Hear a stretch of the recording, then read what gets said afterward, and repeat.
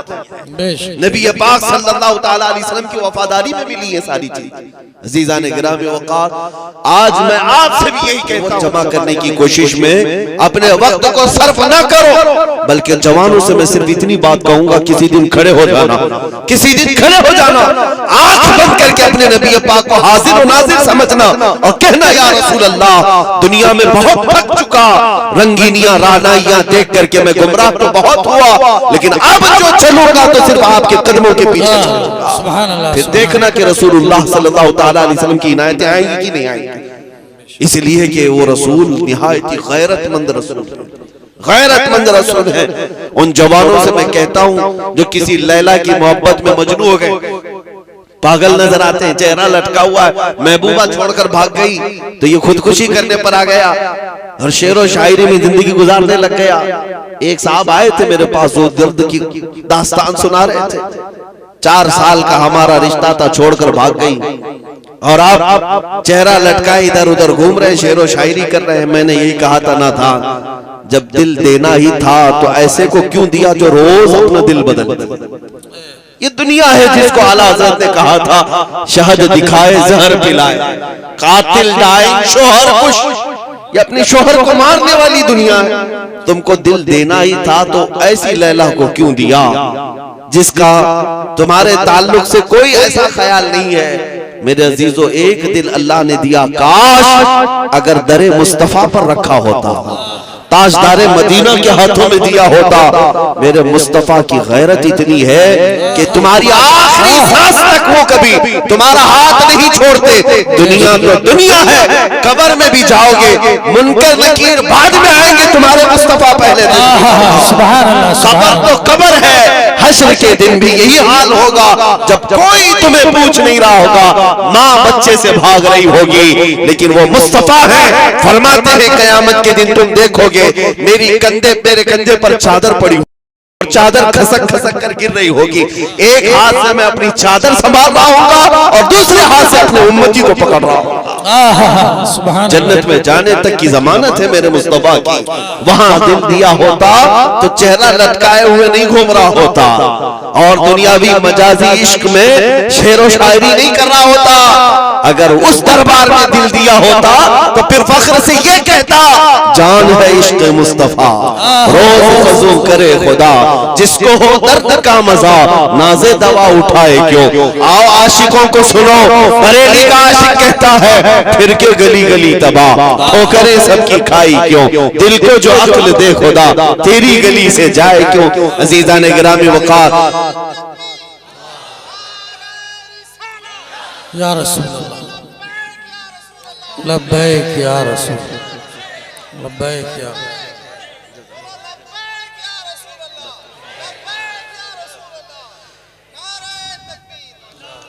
मैं बात अर्ज़ ये कर रहा हूं, इसके उसके पैरोकार होना और उसके इसके हुस्न पर फिदा होना ये छोड़ दो। तुम्हें जवानी इन दुनियावी मजाजी आशिकों के तौर पर गुजारने के लिए नहीं दी गई है। तुम्हें जो दुनिया और तुम्हें जो जिंदगी दी गई है वो नबी पाक सल्लल्लाहु ताला अलैहि वसल्लम से वफा के लिए दी गई है। उहद के मैदान में एक खातून ऐसी है मदीने की जिसके 4 रिश्तेदार इंतकाल कर चुके थे, भाई भी, बेटा भी, बाप भी, शौहर भी।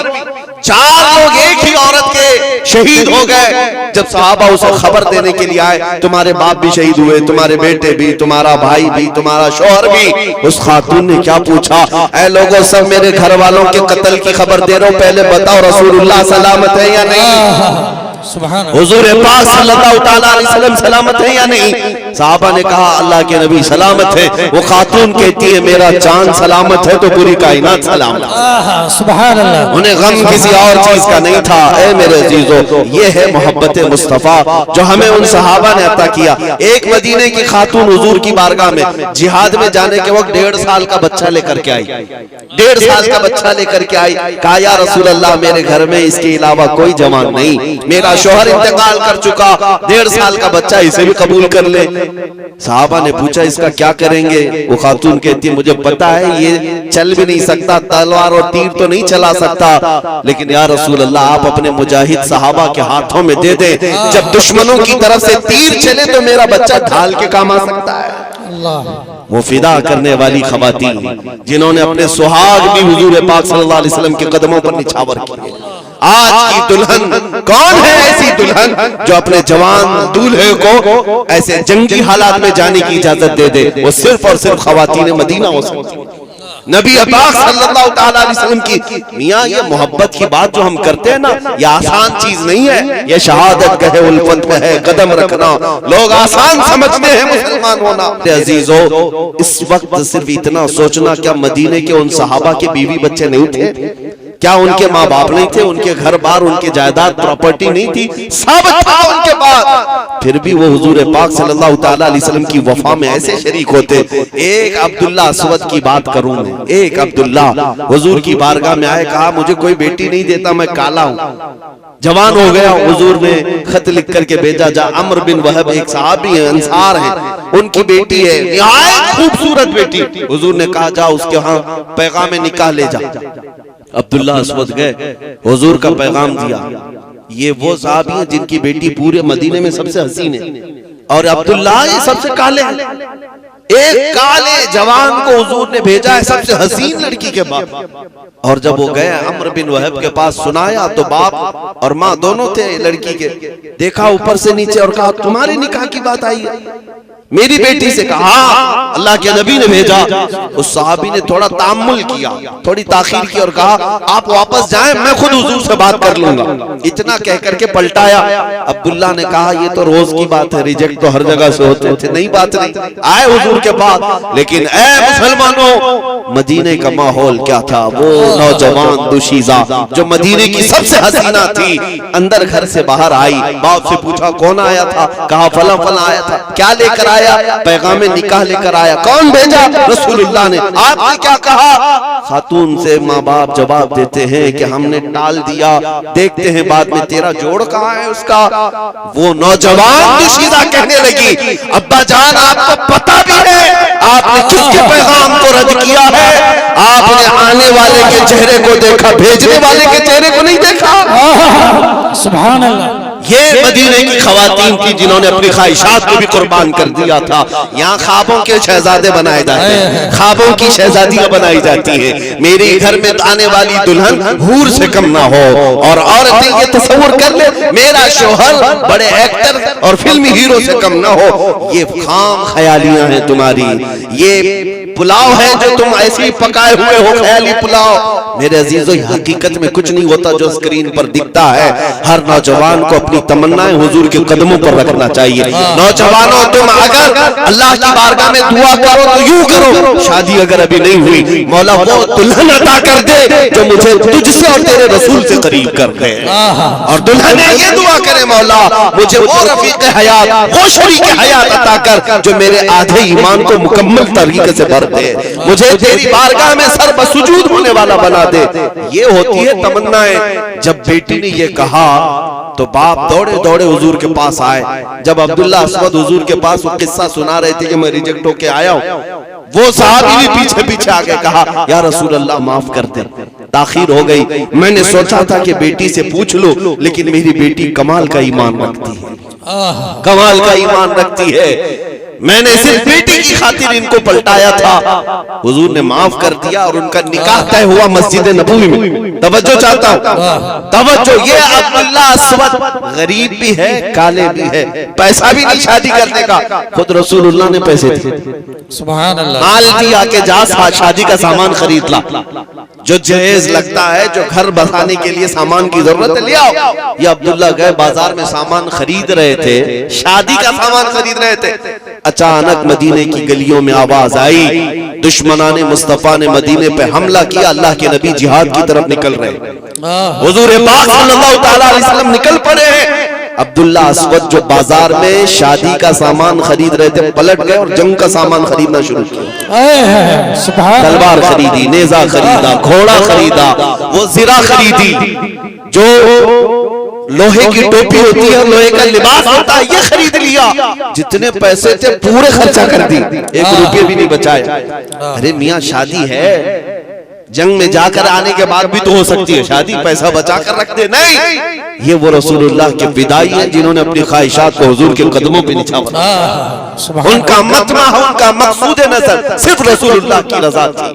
गए सामान खरीदने और सब खरीद करके घोड़े पर बैठकर जिहाद में आ भी गए। मैदान में जब लड़ने आए, अब तक जितनी जंगों में वो शरीक होते थे नंगे पैर आते थे, हाथों में कुछ भी नहीं होता था गुर्बत की वजह से, लेकिन आज एक शहसवार की हैसियत से आ रहे थे, हाथ में तलवार, दूसरे हाथ में ढाल है, घोड़े पर बैठे हैं और लिबास लोहे का है, और लड़ने लगे जब तो कुफार की सफों को दरहम बरहम करने लगे।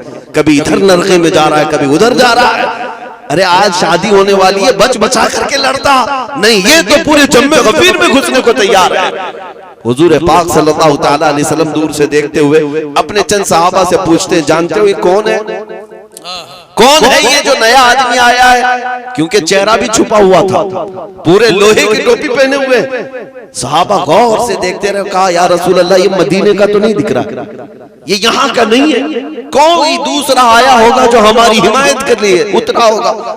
रसूल पाक सल्लल्लाहु अलैहि वसल्लम ने फरमाया, नहीं मेरे अजीजों, मैं उसकी कहनियों की सियाही से पहचान रहा हूँ, मेरा अजीज अब्दुल्ला है, वो अब्दुल्ला है।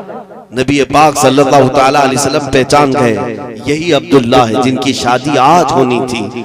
लड़ते लड़ते आए दोपहर के वक्त जामे शहादत नोश कर कत्ल हो गए, शहीद हो गए। लेकिन वो बात भी मुझे याद आती, जब हदीस पढ़ता हूँ आंखें भीग जाती हैं। वो मुराद पा गए। क्या मुराद होती थी ये सहाबा की? कत्ल होकर शहीद होकर मैदान में गिरे हुए थे। शाम के वक्त जब मेरे आका सल्लल्लाहु ताला अलैहि वसल्लम शहीदों की लाशें उठवा रहे थे, तब चलते हुए खुद हुजूर तशरीफ लाए अब्दुल्ला अस्वद के पास, जहां उनका लाशा गिरा था। नबी पाक सल्लल्लाहु ताला अलैहि वसल्लम मैदान में नीचे बैठ गए। हुजूर नीचे बैठ गए, अपनी गोदी को बिछाया, अब्दुल्ला अस्वद के चेहरे से वो जीरा हटाई और सर लेकर अपनी गोद में रख लिया, अपनी गोद में रखा। उनकी पेशानी से धूल और मिट्टी को झाड़ा, उनके रुखसारों से खून को साफ किया। ऐ मेरे अजीजों, इससे बढ़कर के सहाबा की और मुराद ही क्या होती थी? इससे बढ़कर के और मुराद ही क्या होती थी? नबी पाक सल्लल्लाहु ताला अलैहि वसल्लम का दस्ते शफ़क़त आखिरी सफर में उनकी पेशानी पर है।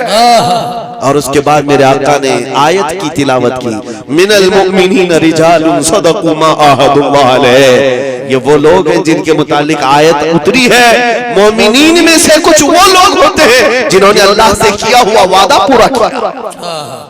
ये जान लेकर के आए थे वफा के लिए और उसी वफादारी में जान दे गए। अजीज़ान गिरामे वक़ार, मैं ये बातें इसलिए अर्ज कर रहा था कि ख्वाहिशें तो ये चाहती हैं कि हमारी शादी में कोई डिस्टर्बेंस ना हो। ख्वाहिशें तो ये चाहती हैं कि शादी के मौके पर कोई दूसरा प्रोग्राम भी ना हो। लेकिन वो सहाबा ने ये साबित कर दिखाया, हर चीज़ दुनिया बाद मुस्तफा, जो कुछ दुनिया में है रिश्ता नाता, वो सब मुस्तफा के बाद है।